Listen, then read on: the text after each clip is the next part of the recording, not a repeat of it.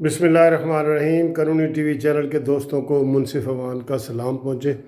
दोस्तों, आज जो सारे टीवी चैनल पे हेडलाइन चल रही है वो अरशद मलिक जज जो थे एहतसाब अदालत के, जिनकी वीडियो लीक हुई थी, उस हवाले से आप चीफ जस्टिस ने मार्क्स दिए हैं कि जज के वीडियो लीक होने की वजह से तमाम अदलिया के सर शर्म से झुक गए हैं और हज़ारों जजों के सर जो है ना वो शर्म से झुक गए हैं इस एक जज की वजह से। तो दोस्तों, ये तो बात सच है, मगर बात है रुसवाई की।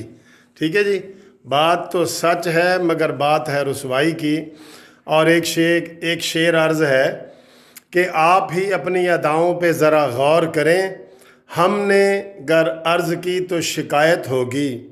और एक और शेर है कि इतनी न बढ़ा पाकी ये दामा की हिकायत, दामन को ज़रा देख ज़रा बंदे को बा देख। दोस्तों, ये तो वीडियो वाकई ऐसी थी जिससे हर बंदा शर्मसार हुआ है। लेकिन आप देखें कि इसी वीडियो के हवाले से अखबारात में आता रहा कि जी चीफ़ जस्टिस साहब सुओ मोटो लें, लेकिन चीफ़ जस्टिस साहब ने सुओ मोटो नहीं लिया। बिलाखिर वहाँ पे पटिशन फ़ाइल करनी पड़ी।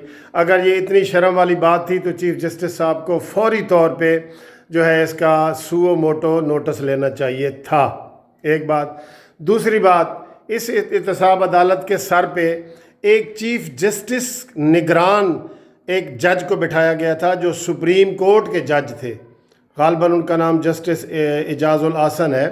उनको इनके ऊपर बिठाया गया था कि इनकी हर 15 दिन के बाद रिपोर्ट लो और इनकी निगरानी करो, जो कि पहली दफ़ा ज़िंदगी में हुआ था जब सारे वकला ने कहा था कि ये गलत है। लेकिन बहरहाल चूँकि चीफ़ जस्टिस साहब ने आर्डर कर दिया था साकिब निसार ने, इसलिए इनके ऊपर एक वो चौकीदार के तौर पे, निगरान के तौर पे सुपरविज़न करते रहे chief high court supreme court के जस्टिस साहब।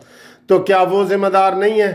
वो भी इसमें बराबर के ज़िम्मेदार हैं। उन लोगों को भी चीफ जस्टिस साहब का उनको भी नोटिस लेना चाहिए।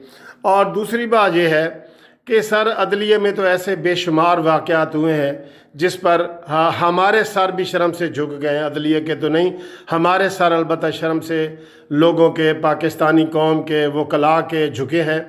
अदलिया के तो शायद पता नहीं झुके हैं कि नहीं। अब कितनी दफ़ा ये मुतालबा हुआ है कि जुल्फ़िकार अली भुट्टो साहब को जब फांसी पे चढ़ाया गया, बाद में जस्टिस नसीम हसन शाह साहब ने इस बात को तस्लीम भी किया कि हमने दबाव में आके और ये गलत फ़ैसला किया है।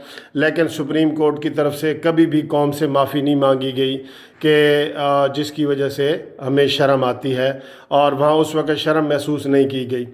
फिर हालिया मुशर्रफ दौर में जब डिक्टेटर को 3 साल दे दिए गए, बग़ैर मांगे दे दिए गए, और सुप्रीम कोर्ट ने दिए, और जिन लोगों ने दिए वो सारे किरदार अभी भी ज़िंदा हैं।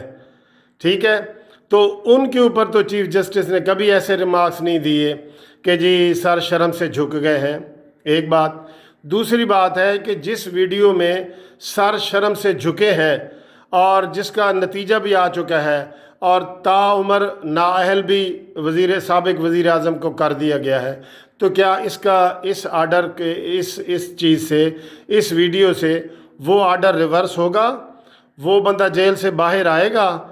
तो ये सारी चीज़ें हैं जो हमें, और भी अदलिया के कितनी ऐसी चीज़ें हैं जिनकी वजह से हम वकला भी परेशान रहते हैं और हमें वाकई वो शर्म वाली बात होती है।